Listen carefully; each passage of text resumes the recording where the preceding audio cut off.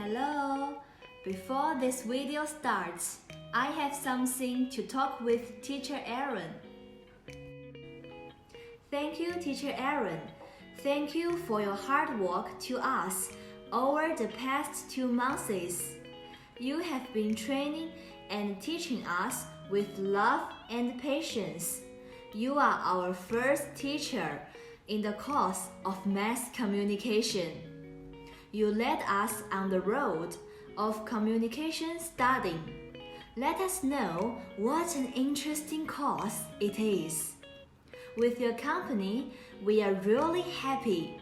We hope to be your students all the time in the future. Finally, I hope Teacher Aaron and your family will be good, healthy, and good luck forever. Alright, so let's start our video together.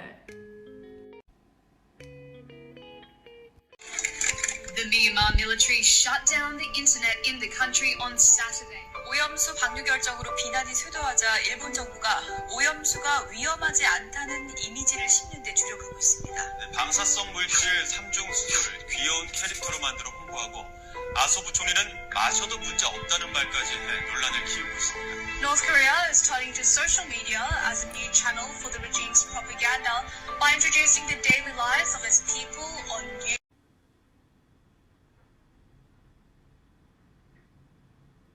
Today, we are going to talk about governments controlling social media. Nowadays, the number of users of social media is increasing legitimately. Also, we are heavily influenced by this social media. Therefore, some governments sometimes use social media to incite international audiences who will block domestic information from them. So why and how do they do that? A prime example of government social media control is social media propaganda. And people use propaganda to manipulate other people's beliefs, attitudes, or behaviors. More and more governments around the world are spreading propaganda through social media, affecting not only domestic but also the international community. That's because the easiest and fastest way to spread propaganda is to use social media. Furthermore, some governments cover up and control their own affairs so that their country's affairs, which deserves criticism from the international community, are not leaked out of the country. Now, let's look at some examples of this. Topic 1. DPRK with What's Up Pyongyang. Alright, Yuna, she's the host of a YouTube web series called What's Up Pyongyang. This is a series posted on YouTube that is similar to the infamous news coverage. Everyone knows that the DPRK, the Democratic People's Republic of Korea, is known for. But this year takes a different tone. And here is the past news anchor named Lee Chun-hee.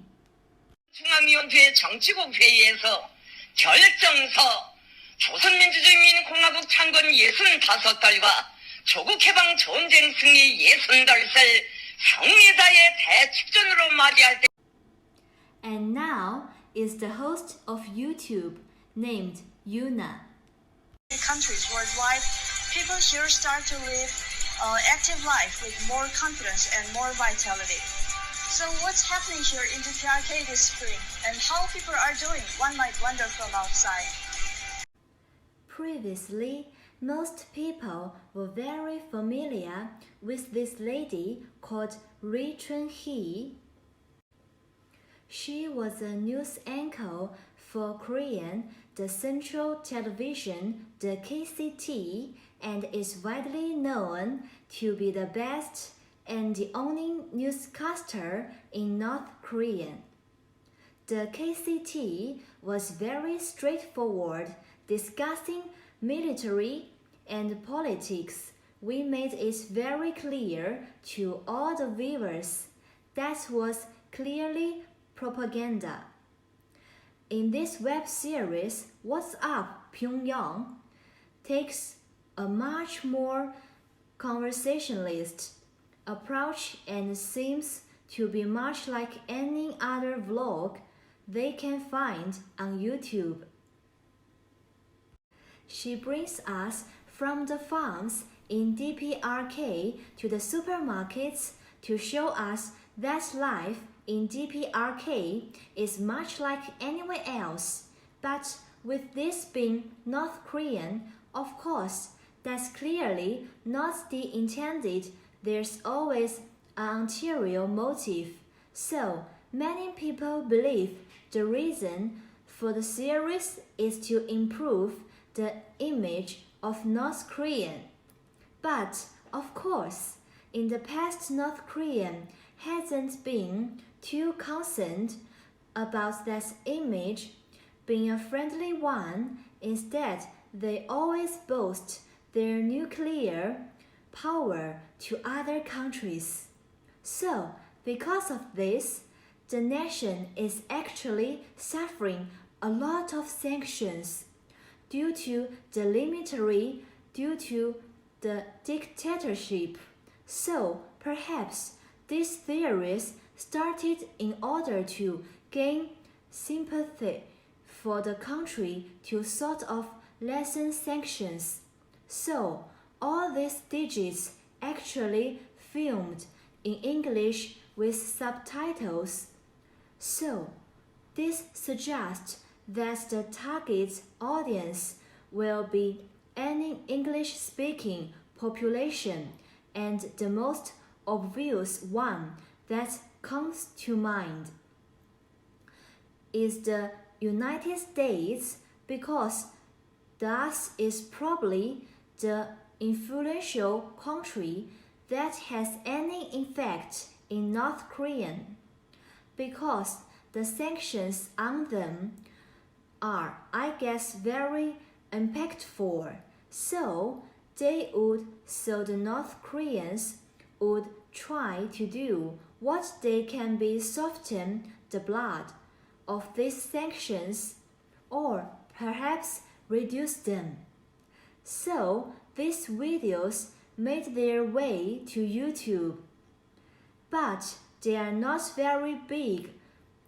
There you got a few thousand views at most, but they made it very big. Weibo, which is a Chinese social media platform where these videos have been getting tens of thousands of views. So China and the DPRK have always been very dependable allies to each other. So ever since the communist times, so perhaps the Chinese people are trying to help the series gain virality to spread to the rest of the world. Whether there is an impact on the impression North Korean has the rest of the world is arguable, but it does show that the government is taking a step into social media. Topic 2. Fukushima's nuclear waste dumping mascot. Another example will be Fukushima, Japan. The government has decided to really supposedly treat contaminated nuclear waste in the ocean, which would be no surprise, has been received with a lot of skepticism. So, in order to combat this, the government has designed a mascot. known as tritium, to help ease tension and promote knowledge on the issue. So, in 2011, the Tohoku earthquake in Sudan was a 9-magnitude disaster that shook Fukushima, Japan. So, this earthquake caused massive disruption and damage to everything that is past, including the Daiichi nuclear plant. This incident has caused cooling water to be contaminated with radioactive waste, and since then has been stored in silos in the ruins of the plant. So, this water has been sitting out for about 10 years. This happened in 2011, and it is estimated in 2022, which is pretty much exactly a year from now. So, this has forced Japan's government to take action on the situation and to safely discharge the water somewhere. So, of course, this has brought up issues with the neighboring countries in Japan, most notably South Korea, and they have raised concern over the quick wildlife, as it is one of the natural resources that we strive on. The Japanese government has been trying their best to educate the public the treatment of the water, but they cannot deny that the water still contains tritium, which is a radioactive element that is dangerously distilled or consumed. However, these days, this element is only being just large amounts, so it's been deemed by professionals, by scientists, that diluting the water exfoliating will be completely safe for the environment, but understandably, South Koreans and governments and fishermen are unsatisfied with the result. You know, because how can the water be saved if there's a radioactive element in it? So, the Japanese government, they went on other matches to design Traction, which is a cutesy cartoon head that's heavily inspired by Pluto, which is an old Japanese character. So, the aim of this Chakansun, which was spread through social media, was very simple. They attempt to educate the public and especially Japan's neighbors about tritium pollution and how it's entirely taught through that it would not cause them less than Newton. Republic did not take them as character and believe the Japanese government making a mockery of them. So the idea was quickly scrapped. Alright, this may not have been a successful attempt using social media to be advantage, but it's only the first and it definitely won't be the last. Topic 3. Myanmar banning social media amidst coup. Our previous two examples showcase how governments control social media to their advantage. However, on the other spectrum, we have governments censoring or banning social media in attempts to control how informed international audience on national issues. February 1st, 2021, the newly elected Democratic Party of Myanmar, the National League for Democracy, was fully removed from office by the military.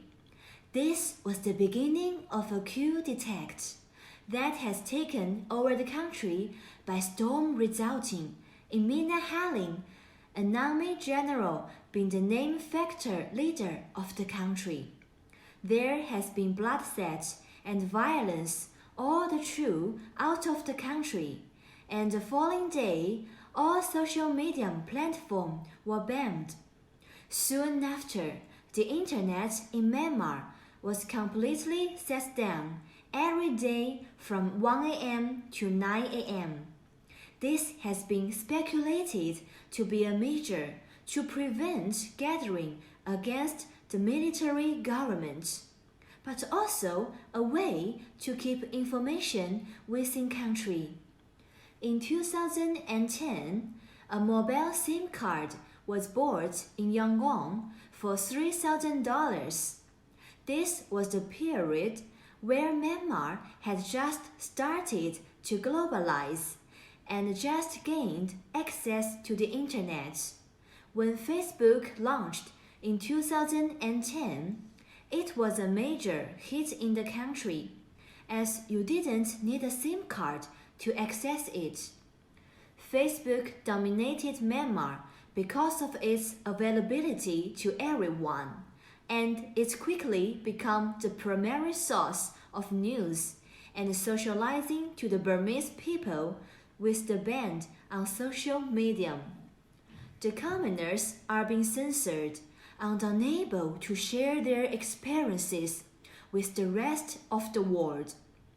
All the information being disseminated out of the nation is monitored by the military, allowing them to control how they are being portrayed in an attempt to alter the image they give off to the rest of the world. However, their attempt is futile. They may be controlling what goes out of the country at the moment, but the world still knows what is happening. The world has heard the cries of the Burmese and are railing to their support. And now, at the end, let me make a small conclusion of our video. Through the interpretation and analysis of the three examples, we could see that governments are beginning to use social media to control the feeds of national issues. Governments have tried to use this method to control the expression of their people and public opinion in the worldwide. Additionally, they cover up and control their own affairs in order to avoid this crucial abroad of national affairs that should be criticized by the international community, but is often futile. And now, at the end of the video, I have something to talk with Teacher Aaron. Thank you, Teacher Aaron. We are very happy to be your students, and we will love you forever.